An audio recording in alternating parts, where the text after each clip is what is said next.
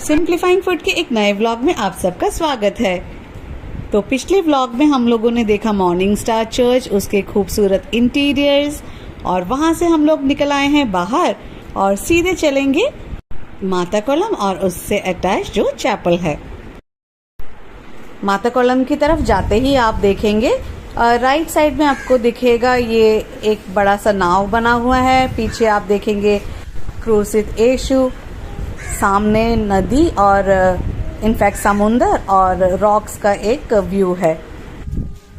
काफ़ी अच्छी कारीगरी की गई है और एक्चुअली ये डिपिक्ट करता है उस जहाज और नाविकों को जिसको माता मरियम ने बचाया था, और उन लोगों ने ही पहली बार वेलांकन्नी में उतर के ये एक छोटे से चैपल की स्थापना की थी। तो ये वही जहाज है जो स्टॉर्म में फंस गया था। उन लोगों ने माता मरियम से प्रार्थना की और माता मरियम ने उनको सुरक्षित तट पर पहुंचा दिया। तो अब हम लोग चलते हैं जो छोटा सा पॉन्ड है वो देखने के लिए। करीब 400 साल पहले यहाँ पे एक छोटा सा कुआं होता था। कुआं कह लीजिए या छोटा सा पॉन्ड जैसा था, और वहाँ पे था एक बहुत बड़ा सा बरगद का पेड़। एक छोटा सा बच्चा रहा करता था वेलांकन्नी के इस छोटे से गांव में, और वो जाता था रोज एक अमीर आदमी के घर में दूध देने के लिए, और वो रहता था नागपट्टनम।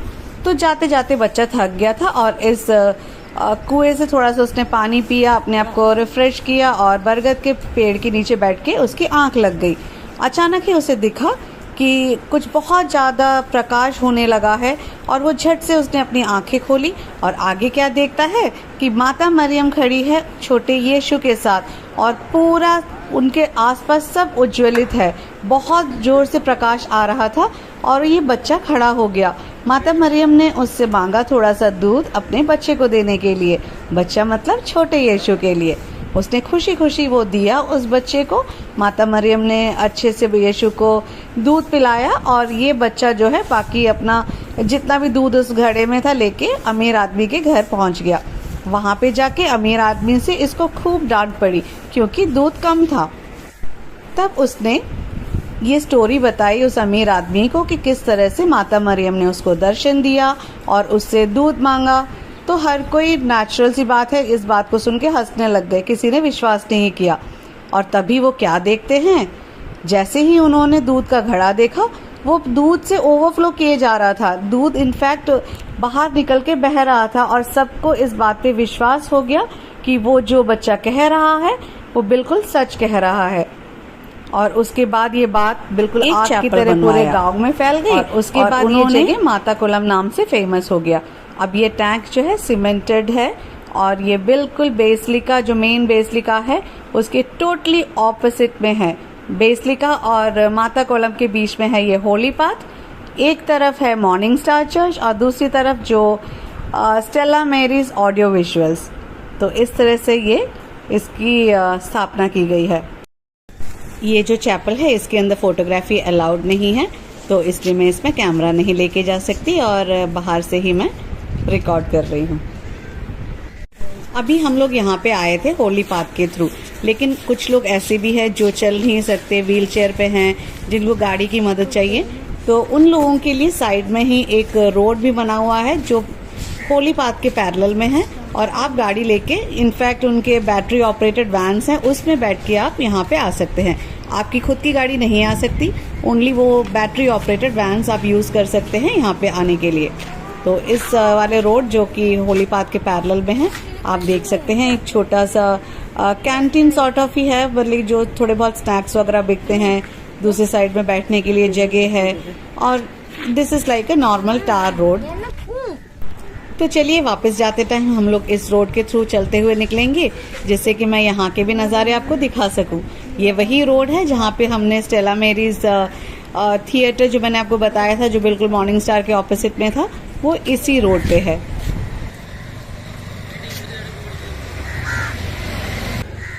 तो आ गए हम लोग उस खूबसूरत से बिल्डिंग के सामने।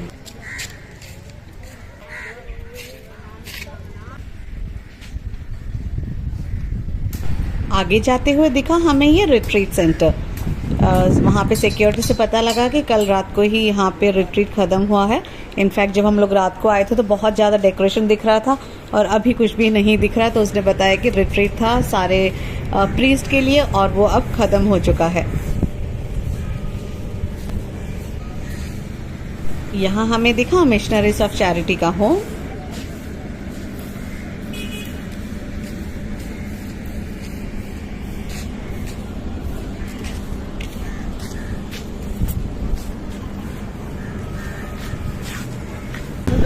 तो चलते चलते हम आ गए उस रोड के एंड में, जहाँ पे आप देख सकते हैं माता मरियम की स्टैचू, पीछे को है पार्किंग एरिया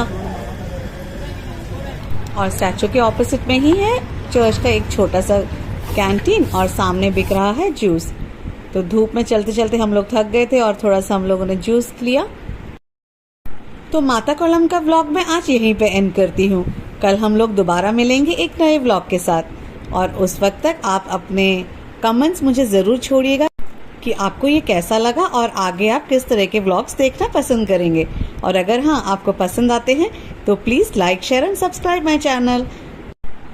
अगले व्लॉग में मिलने तक के लिए बाय बाय।